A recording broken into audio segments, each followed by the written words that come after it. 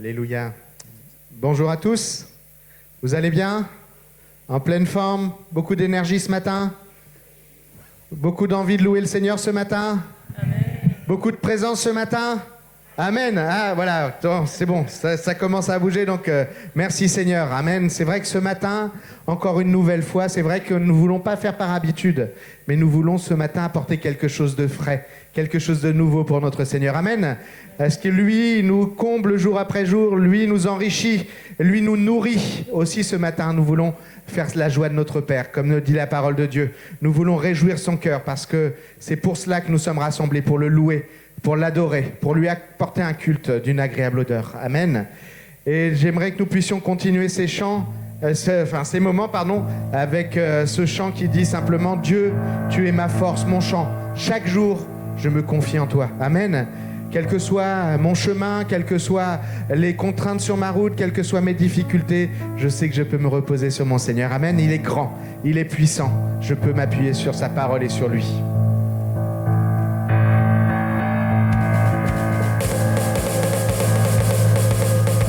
Vous lever avec nous si vous le souhaitez pour chanter ce chant.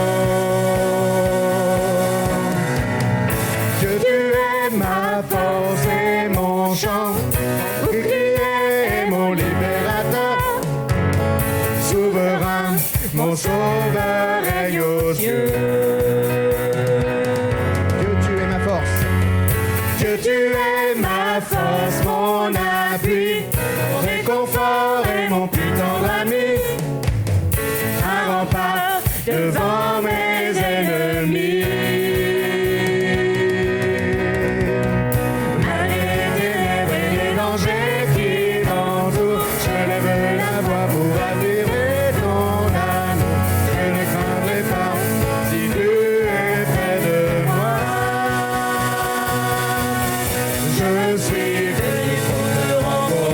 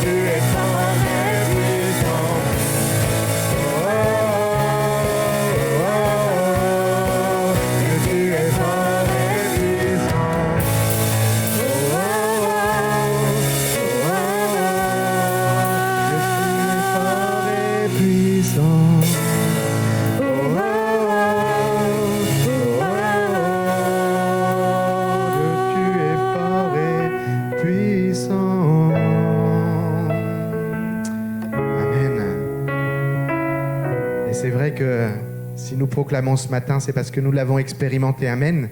Il est fort et puissant. Et ce matin, c'est vrai que le désir, c'est pas simplement une considération extérieure, le mesurer de façon extérieure, mais nous voulons construire notre vie sur ce rocher. Amen. Sur celui qui est fort et puissant. Comme le dit la parole de Dieu, pas construire nos vies sur du sable, mais construire sur le rocher qui est Jésus-Christ. Amen.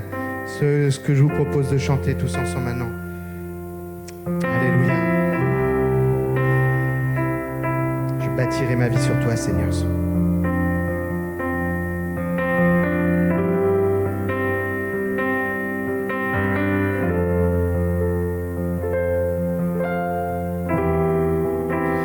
Digne de tous les chants que je chanterai, digne de la louange que j'élèverai, digne de chaque souffle que je te rendrai, je vis pour toi.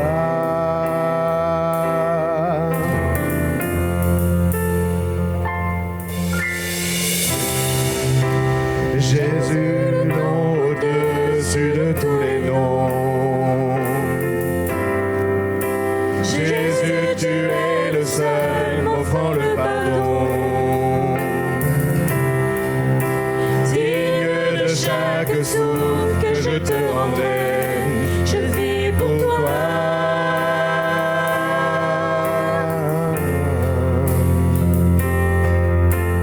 Très saint, qui est semblable à toi, qui est comparable.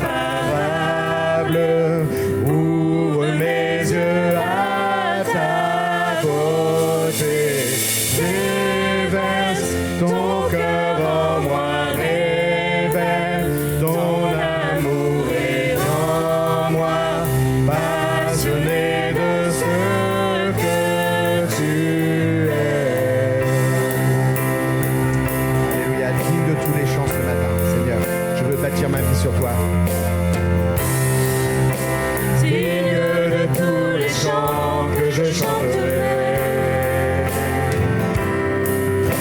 digne de la louange que j'élèverai, digne de chaque souffle que je te rendrai, je vis pour toi.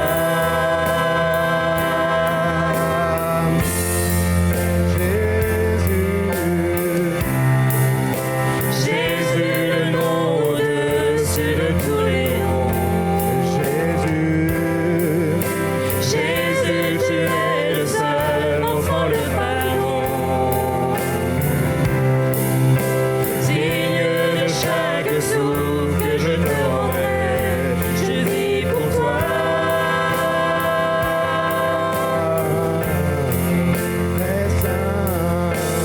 Très saint, qui est semblable à toi, qui est comparable.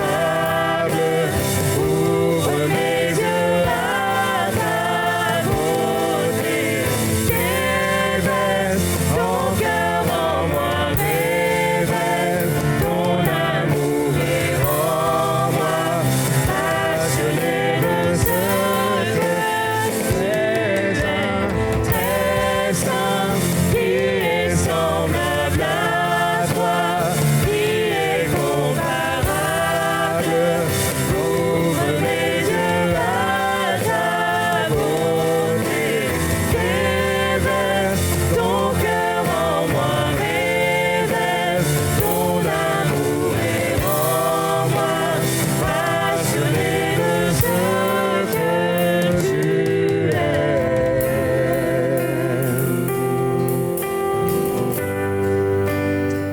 Alléluia. Je veux bâtir ma vie sur toi, Seigneur, ce matin. Tu es le fondement qui ne change pas. Amen. Alléluia. Loué ton nom, Jésus.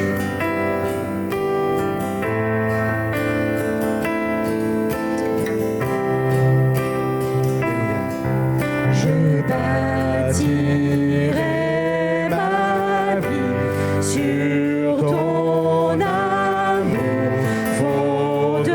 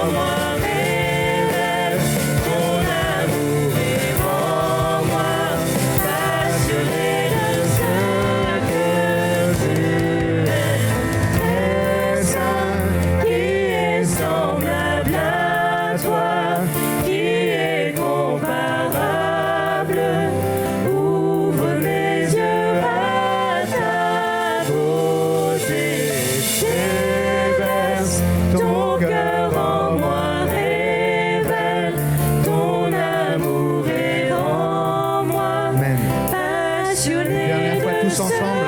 Et après, quelques-uns peuvent s'exprimer dans la louange. Amen.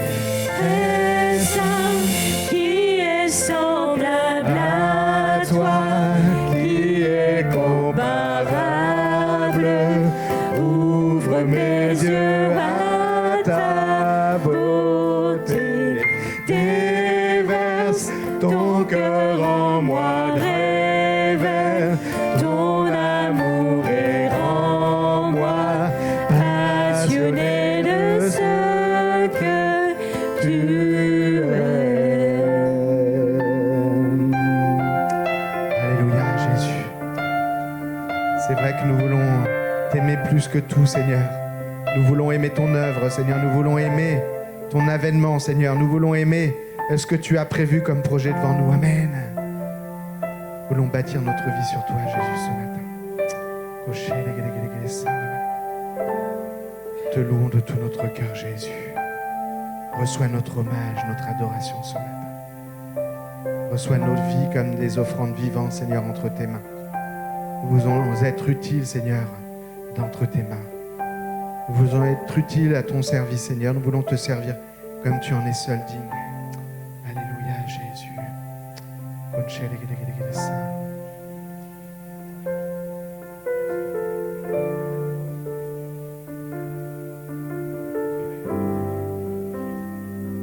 Oh Jésus.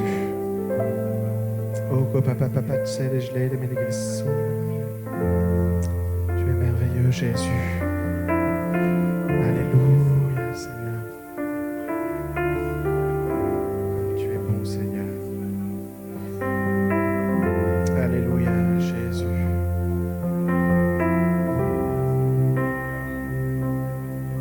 Amen.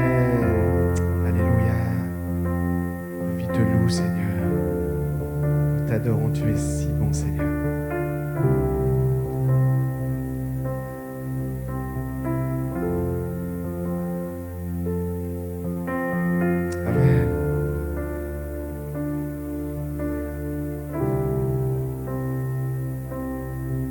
Amen. Merci Seigneur. Alléluia Jésus. La puissance et la gloire. Alléluia.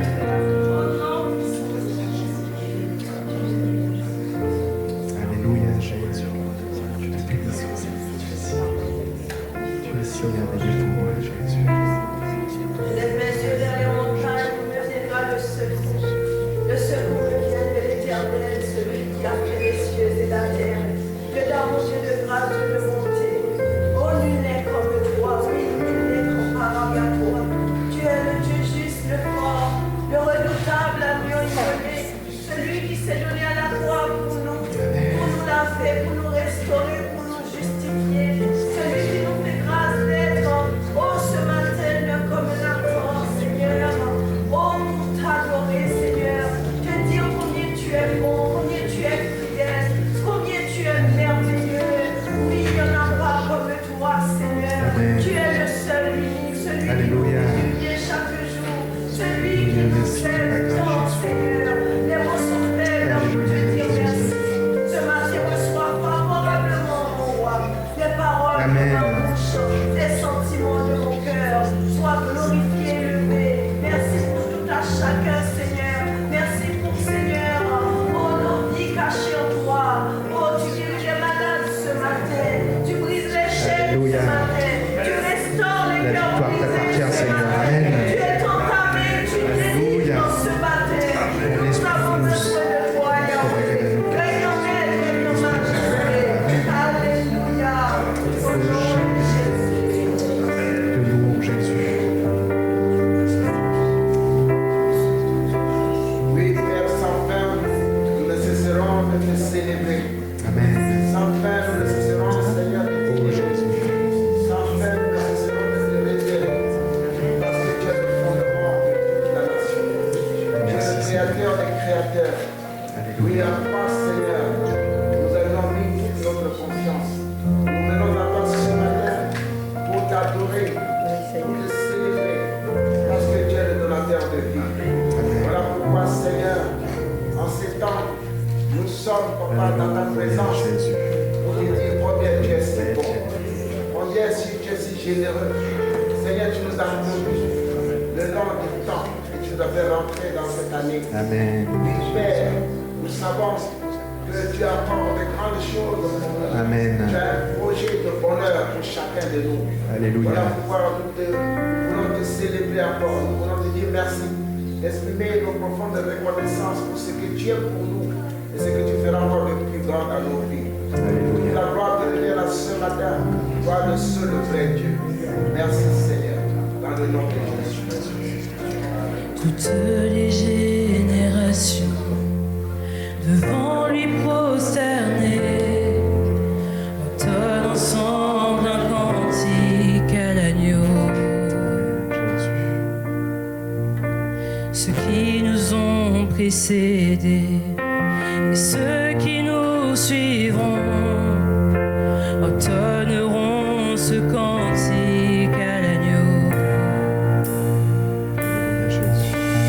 Toutes les générations Devant lui prosterner, entonnent ensemble un cantique à l'agneau. Ceux qui nous ont précédés et ceux qui nous suivront entonneront ce cantique à l'agneau. ton nom est le plus grand, ton nom est tout puissant, ton nom est au-dessus de tout.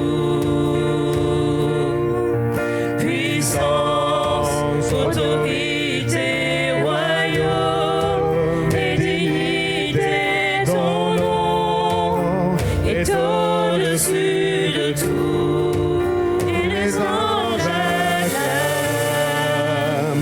Tu es saint, l'univers proclame. Tu es saint, tu es glorifié. Dieu très saint, à jamais tu es saint.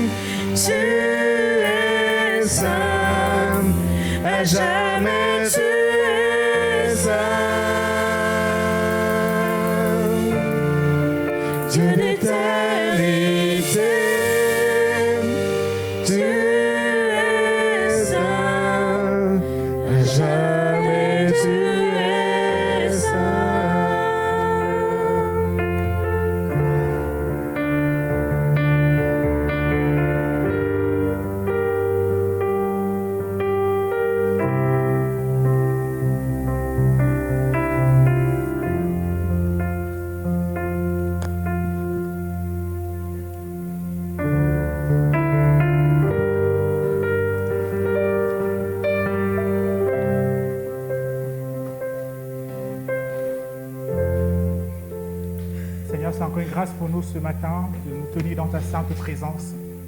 Oui, tu es saint, toi le roi des rois, Dieu d'éternité. Nous sommes là ce matin pour élever ton précieux nom.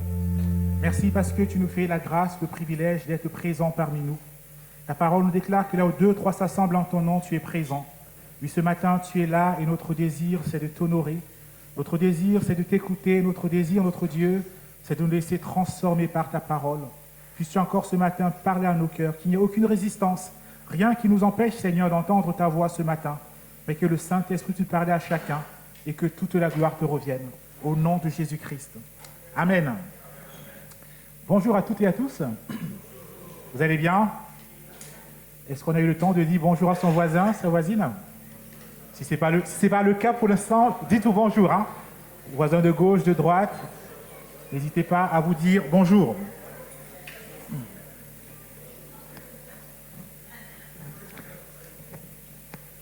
Amen. Alors, ce matin, le pasteur Augatien est apporteur d'espoir avec Esther et Anna. C'est pourquoi ils ne sont pas là parmi nous ce matin. Bien. Alors, ce matin, vous savez, la semaine dernière, on a parlé d'avancer au rythme de Dieu. Vous vous rappelez, hein? Alors, ce matin, j'aimerais nous entretenir, nous inviter à réfléchir sur le thème de réussir sa vie selon Dieu. Amen. Réussir sa vie selon Dieu.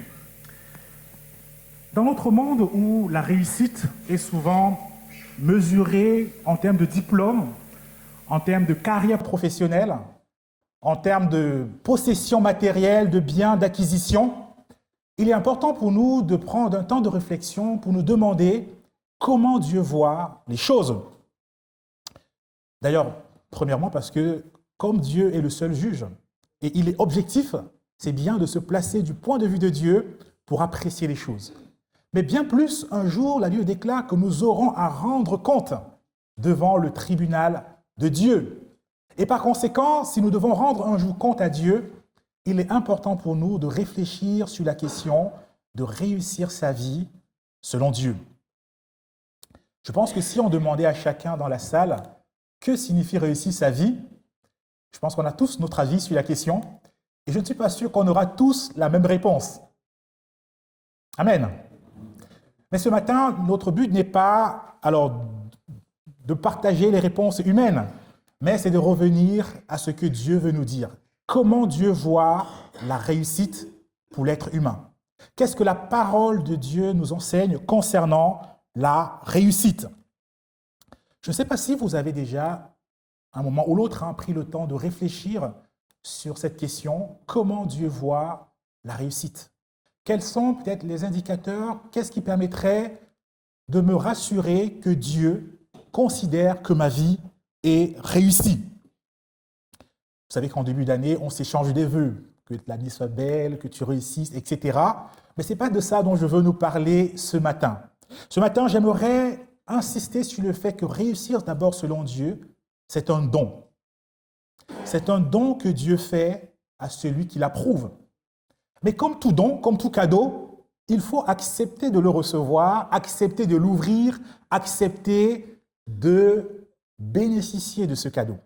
Et ce matin, j'aimerais partager avec nous sur comment justement vivre ce cadeau que Dieu nous donne afin réellement d'expérimenter la réussite selon Dieu dans nos vies. Et le texte que nous allons prendre ce matin pour texte de base est tiré du Psaume chapitre 1, les versets 1 à 3. Psaume chapitre 1, les versets 1 à 3. Heureux l'homme qui ne marche pas selon les conseils des méchants, qui ne va pas se tenir sur le chemin des pécheurs, qui ne s'assied pas en compagnie des moqueurs. Verset 2.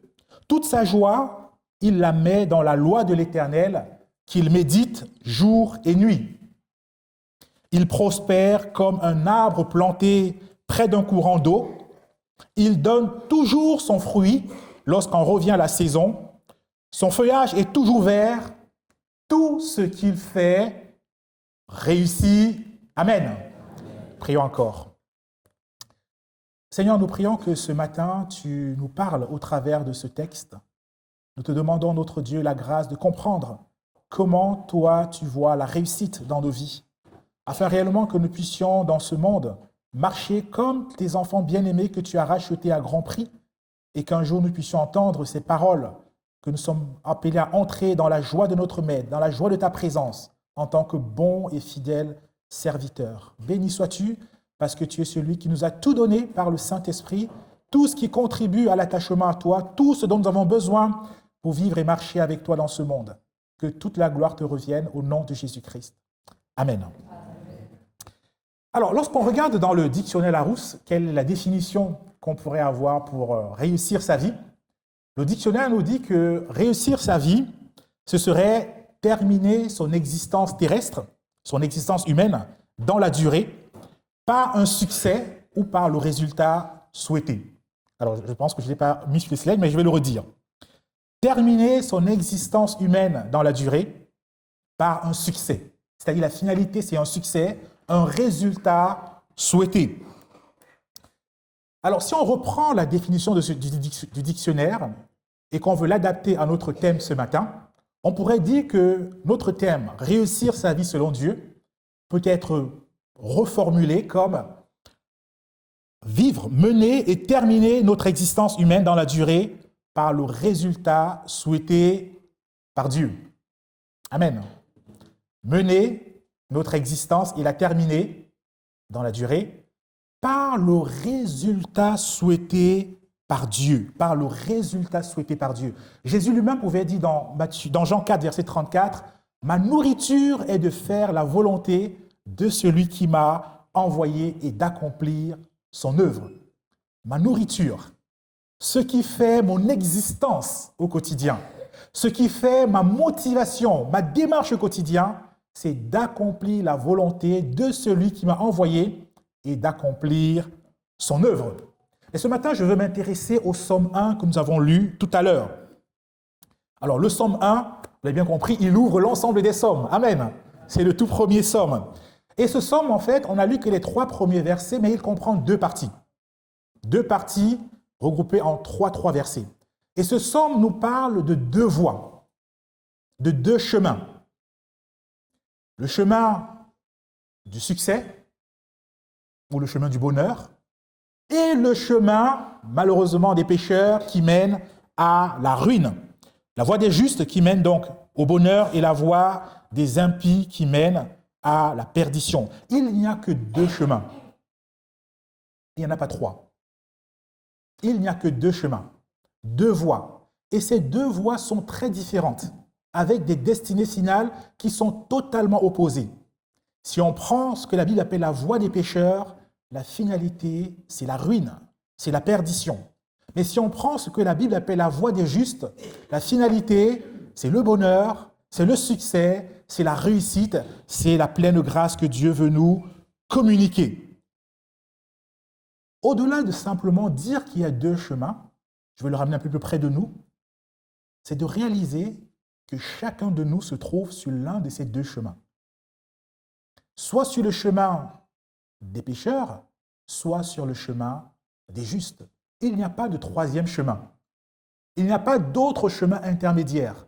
Il n'y a pas de voie neutre. Vous savez, dans la vie, il y a, on dit très souvent, il y a 2 contreparties et il y a les casques bleus au milieu, pour quelque part chercher la paix. Là, il n'y a pas 3 catégories. Il n'y a que 2 chemins qui sont proposés aux êtres humains. Et chacun de nous se trouve sur l'un de ces 2 chemins. Et ce matin, je souhaite aborder avec nous le chemin qui mène au bonheur. Amen. Le chemin des justes. Je souhaite partager avec nous sur les 3 premiers versets donc, du psaume 1. Vous savez qu'en tant que chrétien, lorsqu'on place sa confiance en Jésus-Christ, la Bible déclare que nous sommes bénis de toutes sortes de bénédictions spirituelles dans les lieux célestes. C'est Éphésiens chapitre 1, le verset 3. Ça, c'est le privilège qui est réservé à toute personne qui place sa confiance en Jésus-Christ. Nous sommes bénis de toutes sortes de bénédictions spirituelles dans les lieux célestes. Et ça, on ne peut rien y enlever, rien y ajouter. C'est une grâce, c'est un cadeau que Dieu fait à toute personne qui place sa confiance en Jésus-Christ. Toutefois, être béni et expérimenter la bénédiction au quotidien, il y a une différence. être dans une position et vivre cette position au quotidien, il y a une différence. Et ce matin, au travers du psaume 1, j'aimerais relever quelques points qui vont nous aider réellement à vivre cette bénédiction, cette réussite, cette grâce que Dieu nous a déjà donnée en Jésus-Christ.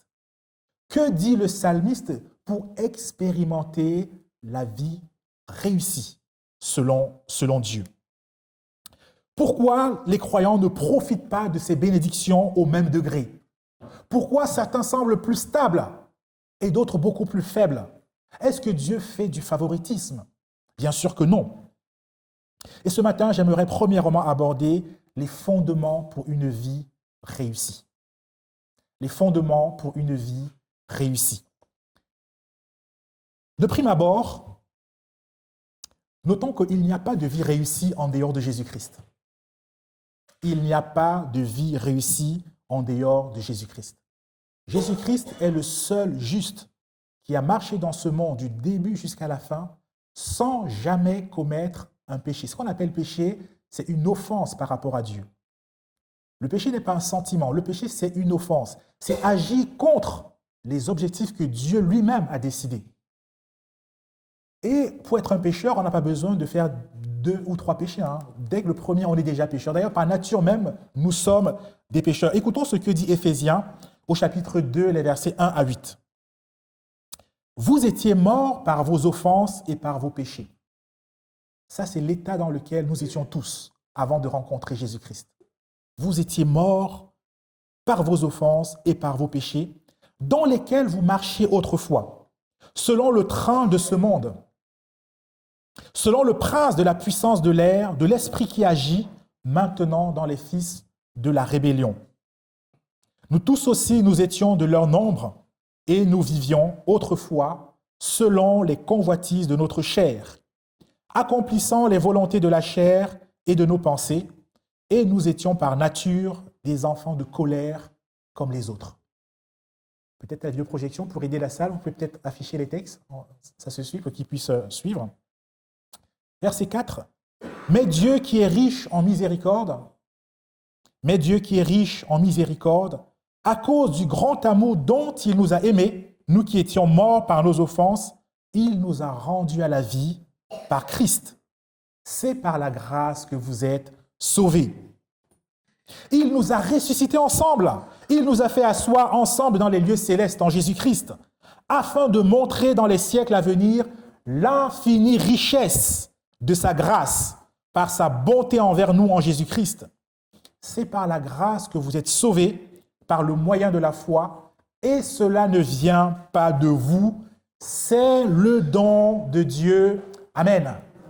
Dieu nous a fait un don. Alors que nous étions éloignés, pécheurs, elle déclare que nous suivions la voie des pécheurs, dans la voie qui mène à la perdition. Mais Dieu, dans sa grâce, a donné Jésus-Christ, qui a été frappé à la croix, meurtri, parce qu'il a pris sur lui nos offenses. Et toute personne qui place sa confiance en Jésus-Christ est réconciliée avec Dieu. Elle est passée de la mort à la vie. Elle est revenue à Christ, et c'est par la grâce que nous sommes sauvés. Marcher donc sur la voie des justes, c'est un don de Dieu. C'est un cadeau que Dieu nous donne en Jésus-Christ. Mais comme je disais précédemment, tout cadeau doit être accepté pour pouvoir en bénéficier. Cela ne nous dispense pas d'y adhérer par la foi. Nous sommes sauvés par grâce, mais par le moyen de la foi, par le moyen de l'acceptation de ce cadeau que Dieu nous donne. Le psaume 1 nous présente des vérités qui sont simples pour suivre le bon chemin qui gouverne la vie avec Jésus-Christ.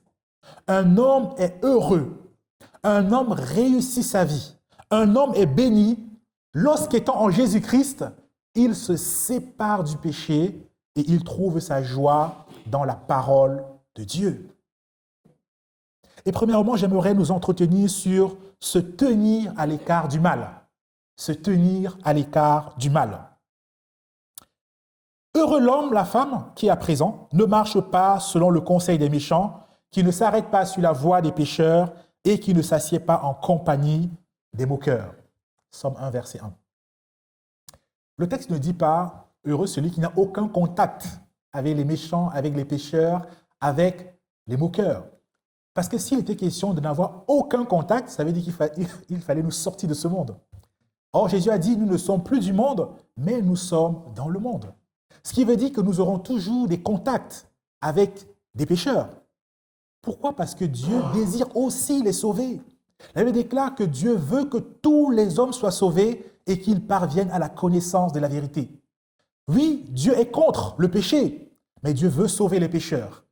Et c'est pourquoi Dieu va travailler avec chacun de ses enfants pour que nous puissions être comme cette lumière qui brille partout où nous passons, afin que d'autres personnes puissent se tourner vers Jésus-Christ et recevoir elles aussi le cadeau que Dieu veut leur donner.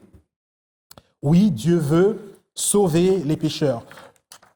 Le psaume 1 au verset 1 n'est pas, comme je disais, une invitation à couper tout contact. Alors c'est vrai que par le passé, certains ont décidé de prendre une vie dans les monastères pour se couper totalement de ce monde. Mais on ne peut pas vraiment se couper de ce monde, parce que même dans les monastères, ils sont entrés parfois avec des radios, parfois avec des instruments qui, quelque part, apportaient de l'information extérieure. Donc, ce n'est pas le but de ce verset. Mais ce verset vous nous interpeller à la vigilance. À prendre pour chacun une décision. Heureux l'homme qui, ou heureux la femme qui. Il est question d'une décision personnelle. C'est à chacun de prendre chaque jour la décision de marcher avec Christ. Et cela est possible, puisque Dieu nous a donné par son esprit tout ce qui contribue à l'attachement à Dieu. Dieu est avec nous, amen. Dieu est là pour nous soutenir, pour nous aider au quotidien, afin que nous puissions marcher dans ce monde d'une façon qui lui soit agréable. Durant notre marche dans ce monde, nous aurons à faire des choix. Quelle pensée je vais accepter? Quel conseil je vais accepter de mettre en application dans ma vie? Quel comportement je vais décider d'avoir? Quelle attitude je vais avoir? Et même, quelle compagnie avec laquelle je vais marcher? Quels amis avec lesquels je vais m'entourer? Tout ça, c'est une question de décision. Nous sommes, oui, responsables des choix que nous faisons. Quelqu'un a dit, les oiseaux peuvent voler autour de ma tête, mais je ne peux pas empêcher que les oiseaux volent autour de ma tête, mais par contre, je prends la décision qu'ils ne construisent pas leur nid sur mes cheveux. Ça, c'est possible. Amen. Oui, il y a dans ce monde des méchants, mais je peux décider de ne pas écouter leurs conseils. Marcher selon le conseil des méchants, c'est adopter la perspective, les valeurs, la vision du monde de ceux qui ne connaissent pas Dieu. Quand on dit méchant, ne voyez pas forcément... vous savez, il y a des méchants crapuleux, des méchants brigands qui détruisent, mais aussi des méchants doux. Le méchant, c'est celui qui ne connaît pas Dieu. C'est celui qui, même parfois, venant avec de bon cœur, propose des conseils qui sont contre la volonté de Dieu. Et la Bible dit, nous ne devons pas marcher selon le conseil des méchants. Peut-être vous est arrivé d'avoir des collègues qui vous disent comment ne pas bien déclarer ses impôts. Ce n'est pas un conseil biblique, ça. C'est un conseil... Alors, quand je dis méchant, ne le prenez pas au sens tel que nous l'interprétons dans notre société, mais c'est méchant au sens de ceux qui ne connaissent pas Dieu.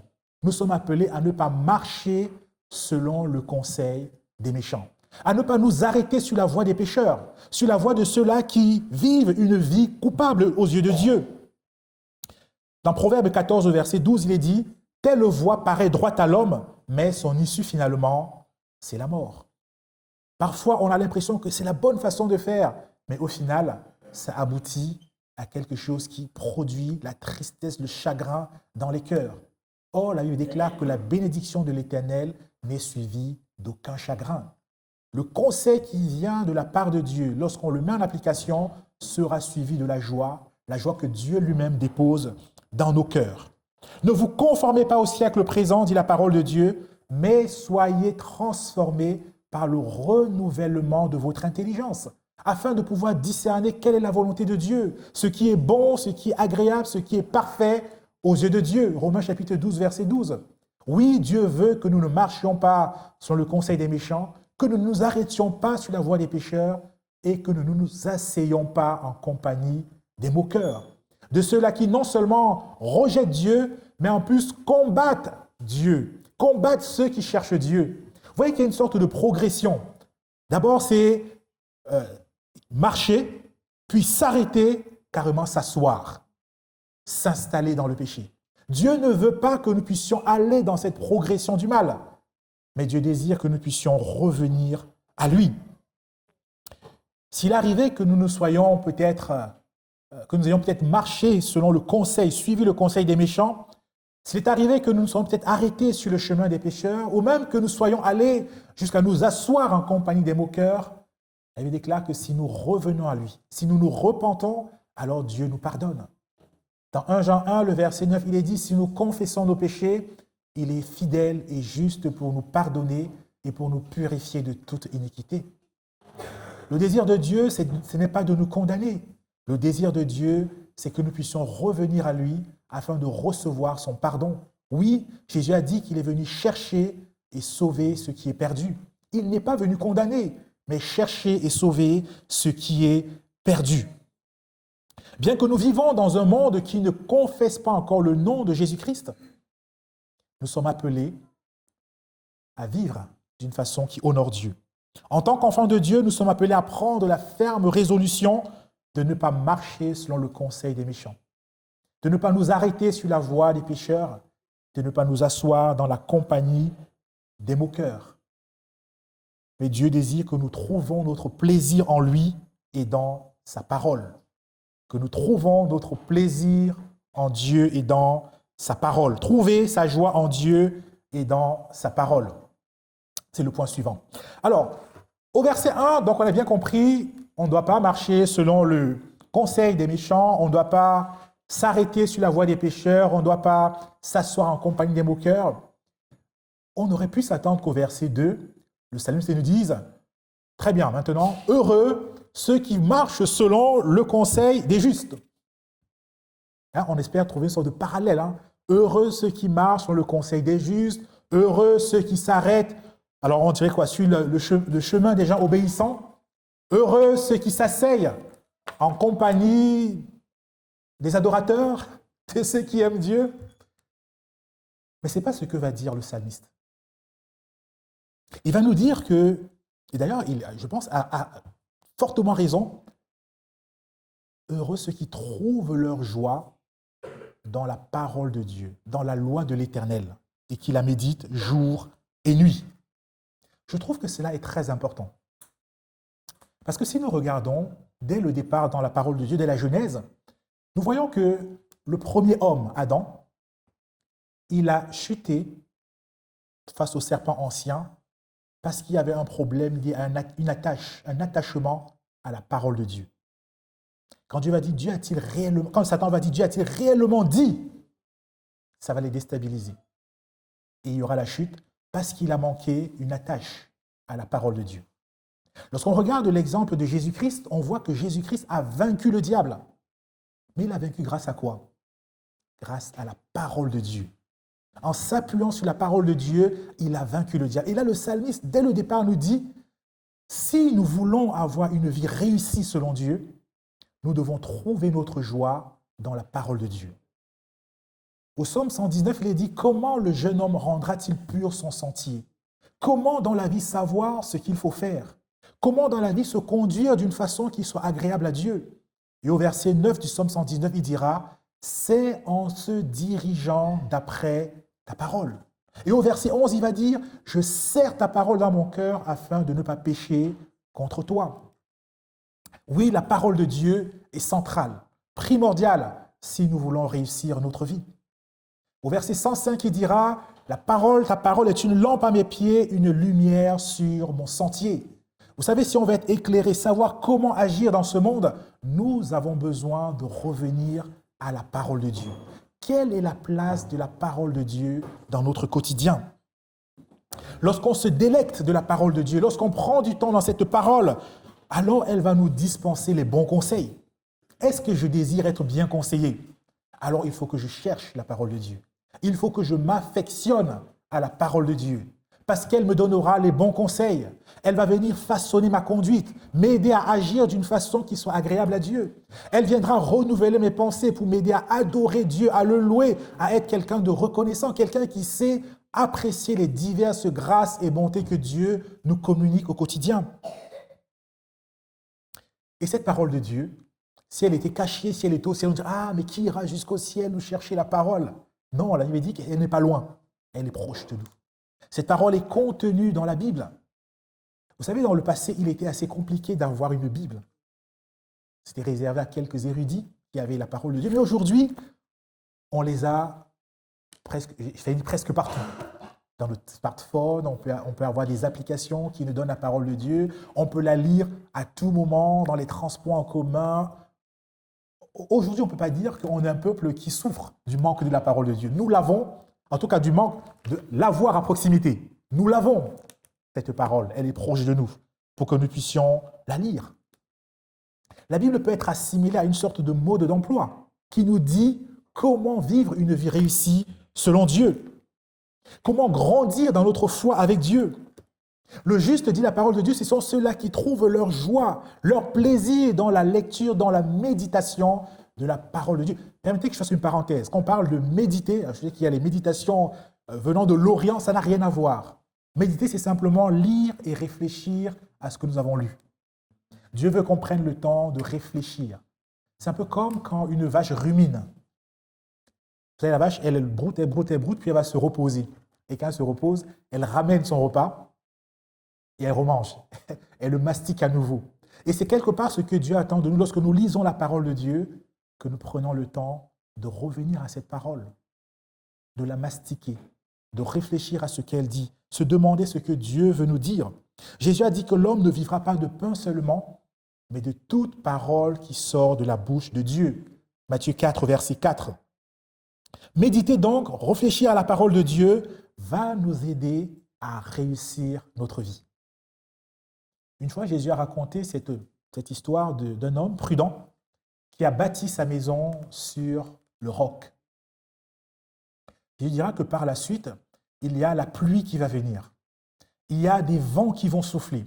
Il y a des torrents qui vont s'abattre sur cette maison, mais cette maison va rester ferme. Pourquoi? Parce que cette maison a été bâtie sur le roc. Et Jésus dira, il en est ainsi de celui qui écoute les paroles de Dieu et qui les met en pratique. De celui qui lit, médite la parole de Dieu et qui la met en pratique. Il est comme cette maison, parce qu'il est fondé sur la parole éternelle de Dieu et rien ne pourra l'ébranler. Par contre, celui qui, ayant écouté cette parole, l'oublie, ne la prend pas vraiment au sérieux. Il est comme un homme qui a bâti sa maison sur le sable. À l'extérieur, c'est beau, c'est joli, mais c'est comme les châteaux de cartes. Les vents, lorsqu'ils vont arriver, lorsque la pluie va tomber, lorsque les vents vont souffler, lorsque les torrents vont venir, cette maison sera balayée et la ruine, dit-il, sera grande. Pourquoi? Parce que cette maison n'était pas bâtie sur le solide fondement qu'est la parole de Dieu.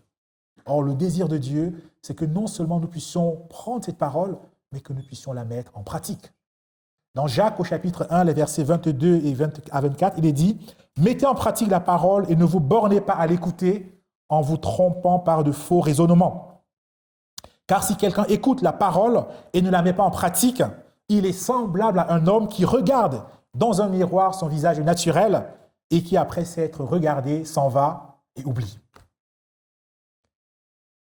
Alors, je vais demander qui passe plus de temps devant le miroir, mais bon, je vais laisser cette question de côté. Mais la Bible est comme un miroir. Lorsqu'on vient devant ce miroir, la Bible nous montre quel est l'état de notre cœur. Vous savez, en général, on pense tous être des gens bons, jusqu'au jour où on ouvre la parole de Dieu. Vous connaissez cette histoire peut-être? Une fois dans un train, il y a quelqu'un qui était très fatigué et qui désirait trouver une salle où personne n'allait le déranger. Alors quelqu'un lui a dit, je sais comment faire. Et il a dit, je vais mettre une pancarte devant la porte et tu entres, tu dors, personne ne va te déranger. Et en fait, il avait raison.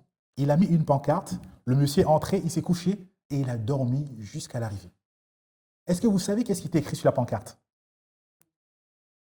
Les jeunes doivent savoir parce que je leur ai déjà raconté cette histoire. Sur la pancarte, il avait marqué « cette pièce est réservée aux pécheurs, aux gens méchants. Et là, personne, comme tout le monde est bon, personne n'a voulu entrer dans cette salle-là. Parce que oui, effectivement, à nos yeux, nous sommes toujours des gens bons. Mais lorsque nous regardons la parole de Dieu, elle nous dit objectivement quel est l'état de notre cœur. Et elle nous aide justement à revenir à Dieu afin que nous puissions être renouvelés, pardonnés, restaurés, que nous devenons cet homme nouveau que la parole de Dieu crée en nous. La parole de Dieu est comme un lait spirituel. C'est un aliment, c'est une nourriture dont on a besoin. Vous savez qu'un enfant, et encore tout petit, s'il n'y a pas de lait, c'est pas bon parce qu'il risque d'épérir et mourir. Donc, en tant qu'enfant de Dieu, si on veut grandir, on a besoin de lait spirituel. Et la parole de Dieu est ce lait spirituel. Mais même lorsqu'on grandit, en tant que nourriture solide, c'est encore la parole de Dieu. Nous avons besoin de cette parole toutes les étapes de notre vie avec Dieu, du début jusqu'à la fin. Et chaque fois qu'on revient à la parole de Dieu, c'est un trésor inestimable, c'est une richesse profonde dans laquelle Dieu nous renouvelle, nous donne de nouvelles choses et nous aide à progresser avec lui. Vous savez, pour être en bonne santé physique, semble-t-il, et je pense que vous allez le confirmer avec moi, il faut bien se nourrir. Amen.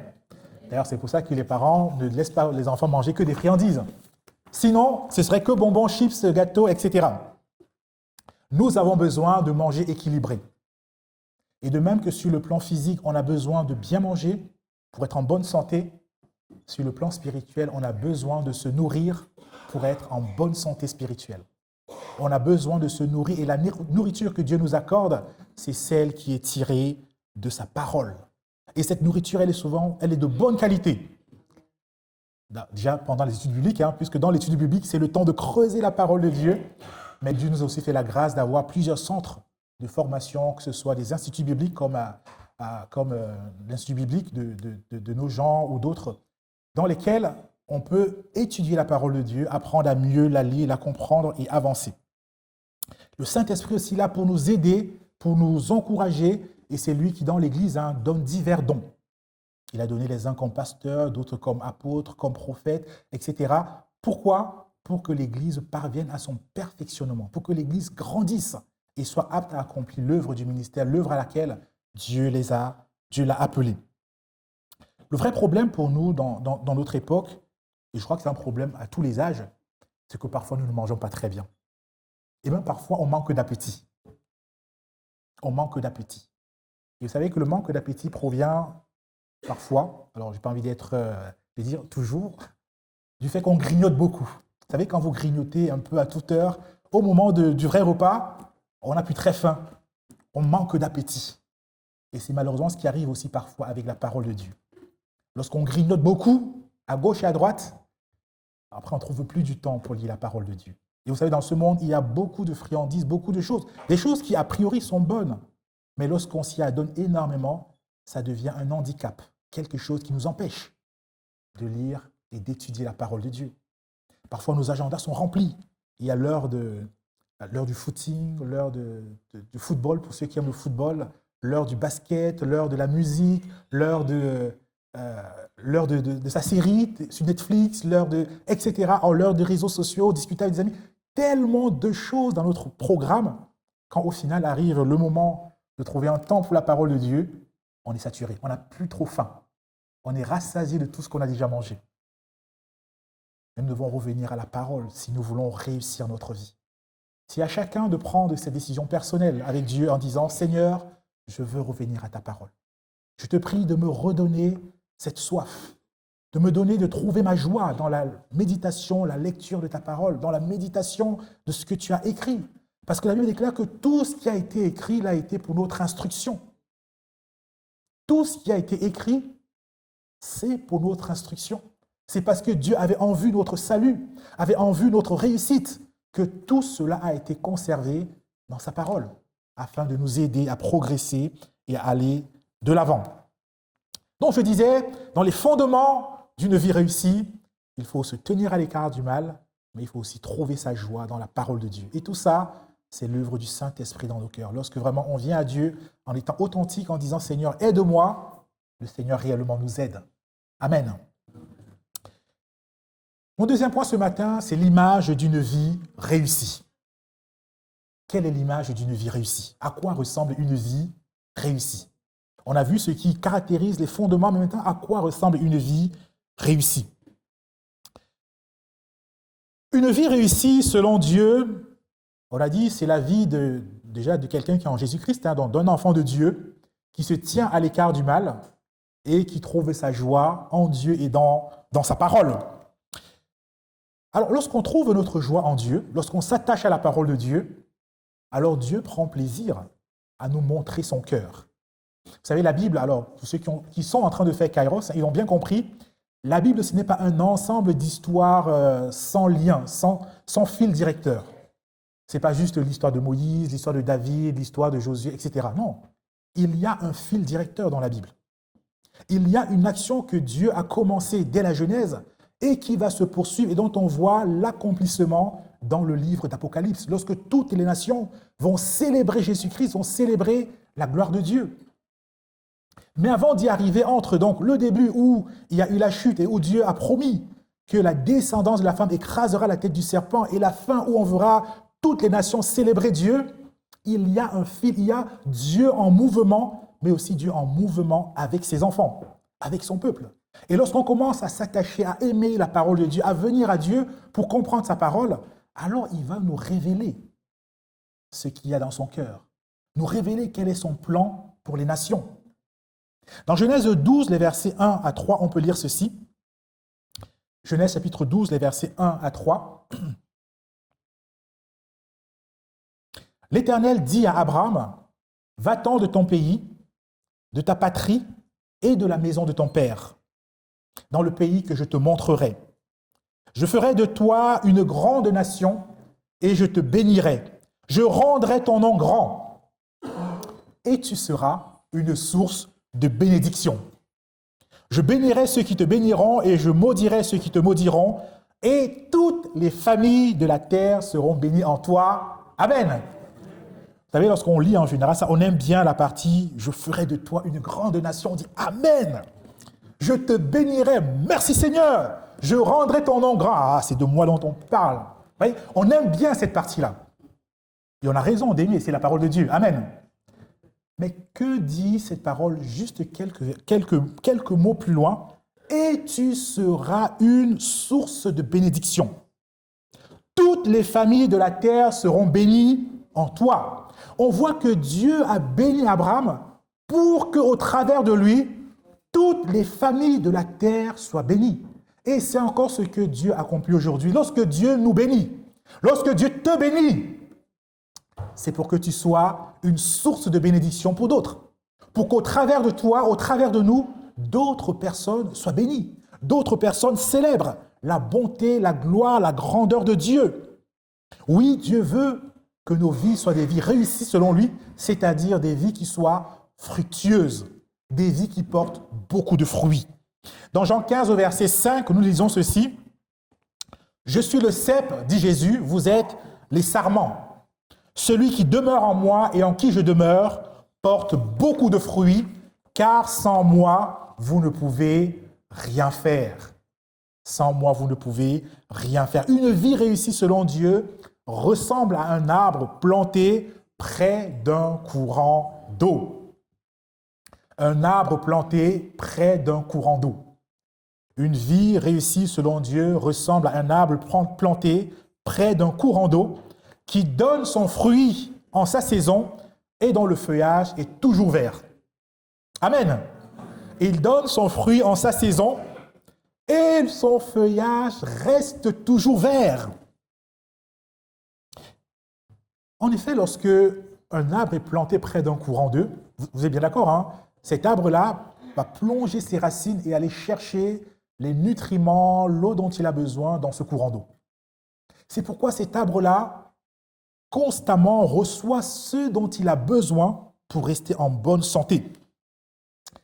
Et l'image que donne la parole de Dieu pour cette eau, en général, c'est la parole de Dieu elle-même et l'action du Saint-Esprit. Il y a deux passages dans la parole de Dieu qui nous aident à le voir. C'est Ésaïe 55, versets 10 et 11. Et Jean 7, versets 37 et 39. Alors, que dit Ésaïe 55, verset 10?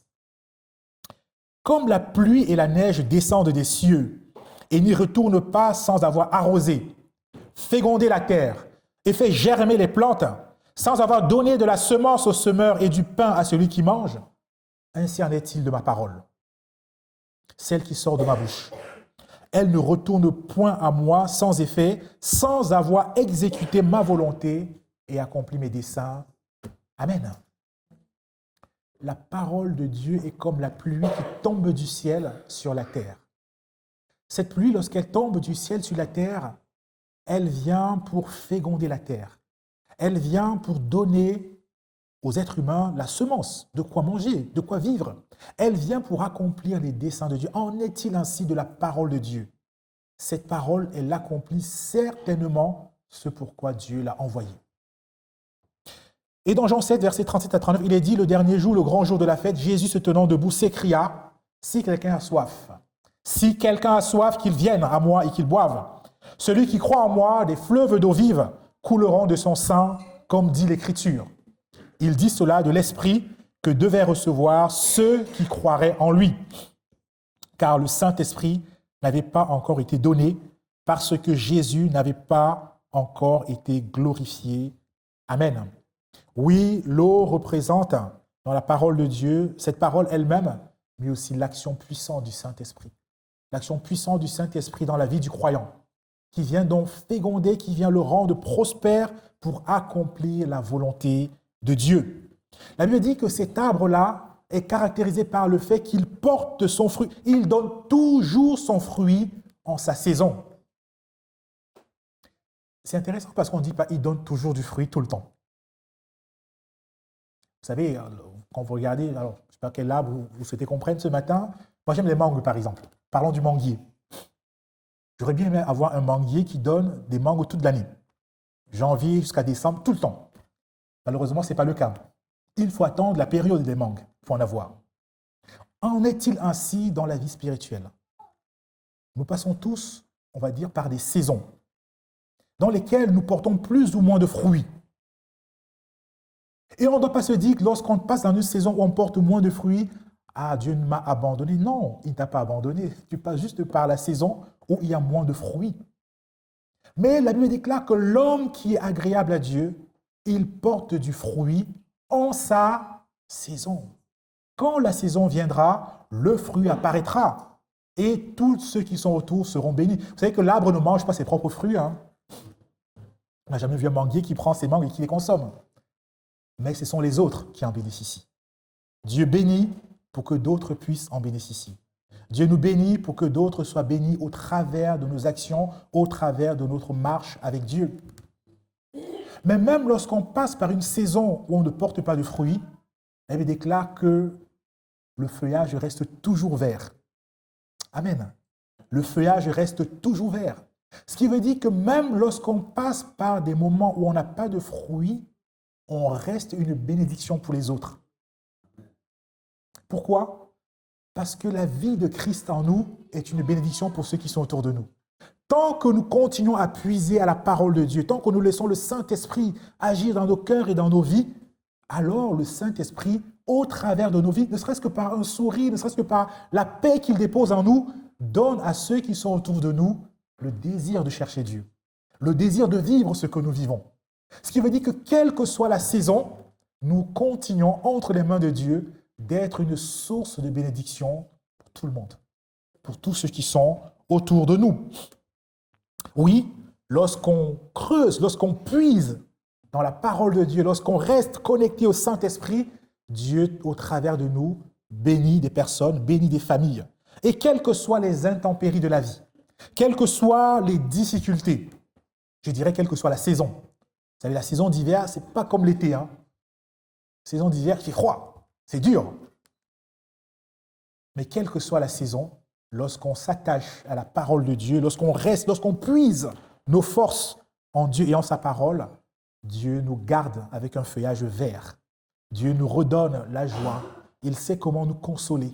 Il sait comment essuyer nos larmes. Il sait comment nous parler, nous encourager pour que nous puissions aller de l'avant. Lorsque peut-être on est passé par une rupture émotionnelle, on a l'impression que la vie s'est arrêtée. Non, elle ne s'est pas arrêtée. Reviens à Dieu. Puise tes forces dans la parole de Dieu. et tu verras que tu trouveras en Dieu ton ami, ton Père, ton Sauveur, celui qui t'aime et qui a des desseins, des projets parfaits pour ta vie. Oui, Dieu a des projets pour nos vies. Des projets de bonheur, nous dit la parole de Dieu, et non de malheur. Oui, Dieu veut accomplir des choses extraordinaires dans nos vies, mais nous avons besoin de venir à la parole, de puiser dans la parole de Dieu. Jérémie au chapitre 17, versets 7 à 8 disait ceci. « Béni soit l'homme qui se confie dans l'Éternel et dont l'Éternel est l'espérance. Il est comme un arbre planté près des eaux et qui étend ses racines vers le courant. Il n'aperçoit point la chaleur quand elle vient et son feuillage reste vert.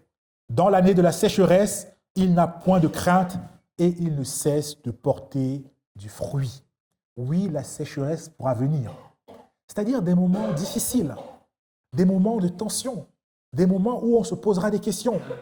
Mais la Bible nous dit que pour nous en sortir, nous devons continuer à puiser dans la parole de Dieu, à puiser auprès de Dieu le réconfort dont nous avons besoin pour aller de l'avant. Oui, l'image donnée, c'est un arbre planté près d'un courant d'eau, et la Bible dit que tout ce qu'il fait réussit. Tout ce qu'il fait réussit.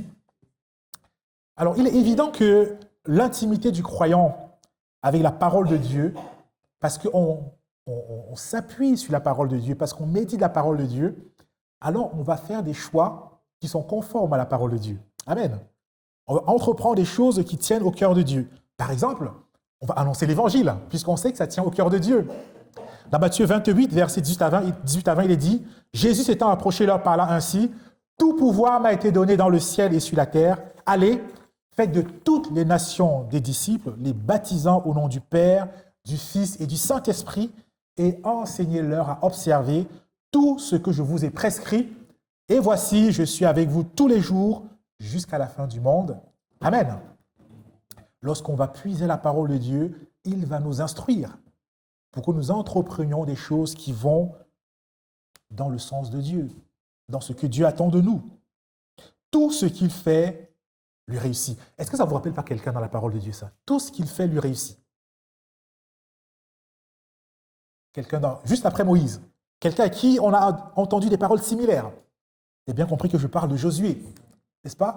Dans Josué chapitre 1 au verset 8, il est dit « Aie soin de répéter sans cesse les paroles de ce livre de la loi, médite-les jour et nuit afin d'y obéir et d'appliquer tout ce qui est écrit, car alors tu auras du succès dans tes entreprises, alors tu réussiras. » Si tu t'attaches à la parole de Dieu, si tu y réfléchis, si tu puises tes forces dans cette parole pour la mettre en pratique, alors tu es convaincu que tu auras du succès. Tu auras certainement de la réussite. Pourquoi tout va réussir à cette personne?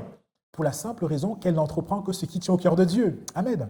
Si on fait ce que Dieu attend, Dieu est avec nous. Amen. Et parce qu'on fait la volonté de Dieu, on sait qu'elle va s'accomplir certainement. Quel que soit le temps que ça prend, ça va s'accomplir. Parce que c'est la volonté de Dieu. Si nous voulons agir que dans les choses qui réussissent, agissons que dans ce que Dieu veut. Mais pour savoir ce que Dieu veut, il faut venir auprès de Dieu pour se dire, Seigneur, qu'est-ce que tu veux accomplir avec nous? Alors, que dire en conclusion? J'ai bien compris qu'on commence à fatiguer. Que conclure ce matin? Réussir selon Dieu. J'aimerais nous dire, mes bien-aimés, que Dieu veut que nous réussissions nos vies. Dieu ne prend aucun plaisir à ce que nous perdions nos vies. Non. Dieu qui nous a créés nous aime véritablement.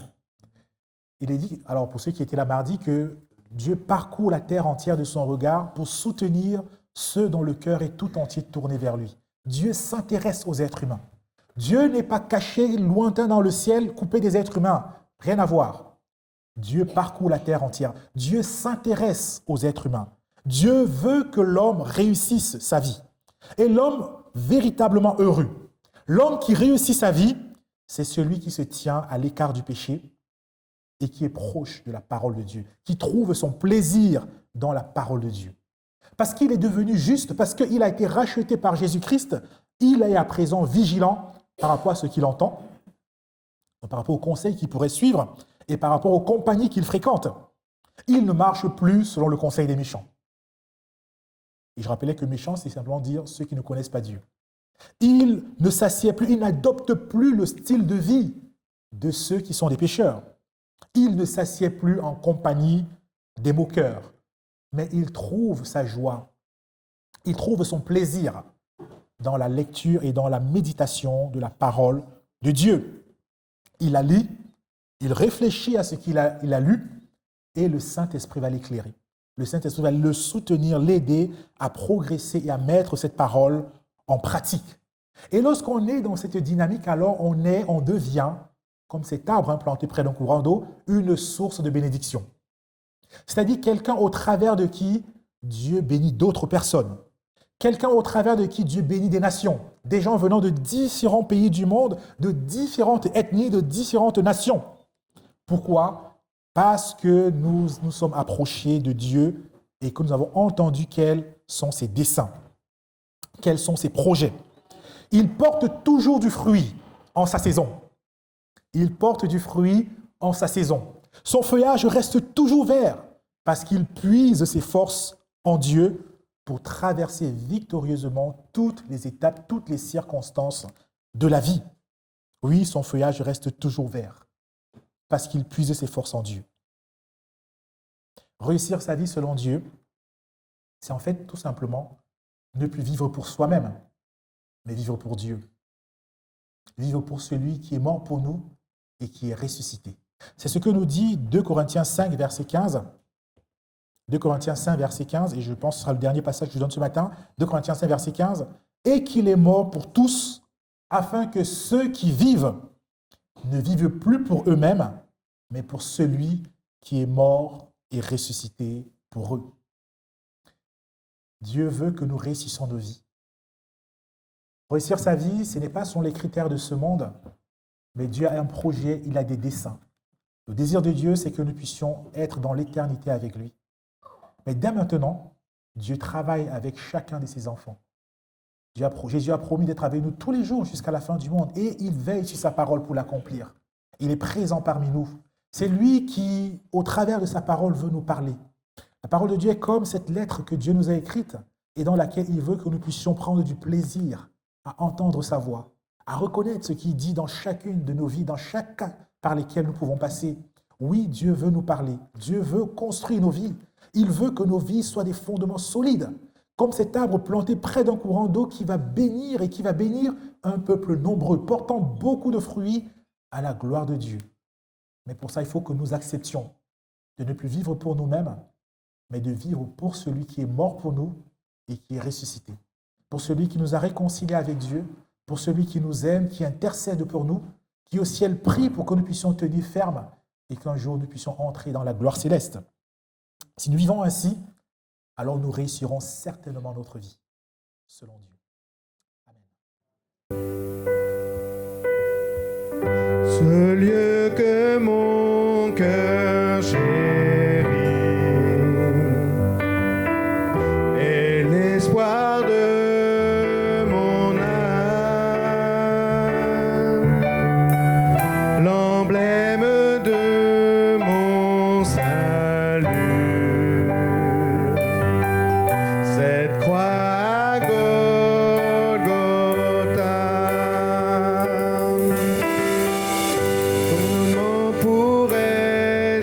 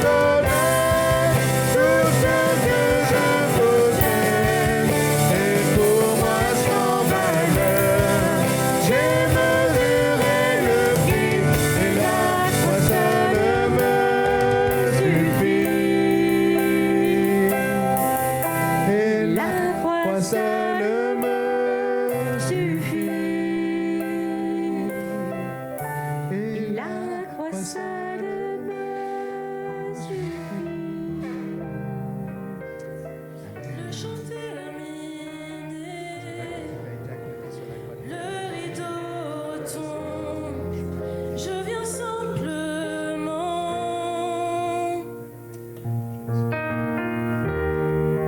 porter mon offrande, car j'ai le désir de réjouir ton cœur. J'apporte plus qu'un beau chant, chanter ne suffit pas pour répondre à ton appel. Les apparences sont trompeuses, tu vois bien au-delà. Oh Dieu, tu sondes mon cœur. Je reviens au cœur de la louange, décentrer sur toi, centrer sur toi, Jésus. Oui, je renonce à tous mes faux semblants pour tout centrer sur toi, centrer sur toi, Jésus. Roi d'éternité, qui peut exprimer ce dont tu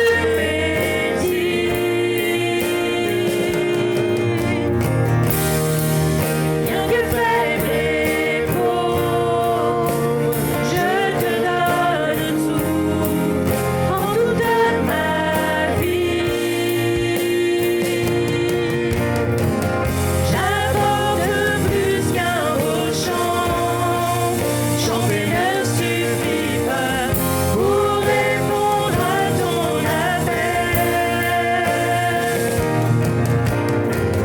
Les apparences sont trompeuses, tu vois bien au-delà. Oh Dieu, tu sondes mon cœur. Je reviens au cœur de la louange, pour présenter sur toi,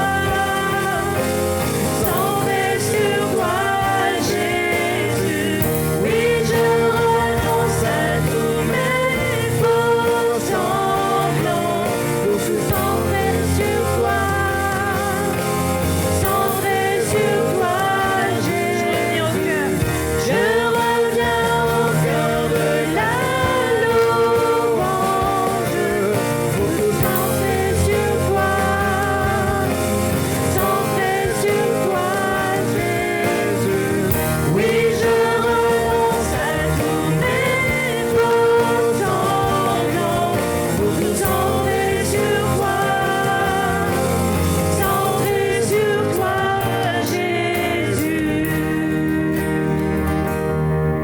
Pour tout centrer sur toi, Jésus.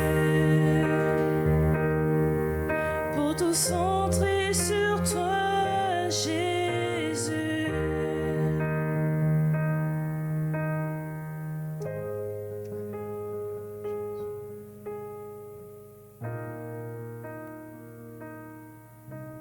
Amen. Merci Seigneur. Pendant que nos sœurs passent dans les rangs, je vous inviterai, si vous avez encore un petit peu d'énergie, à vous lever avec nous pour chanter simplement ce chant qui dit « Jésus, je te suivrai ». Amen.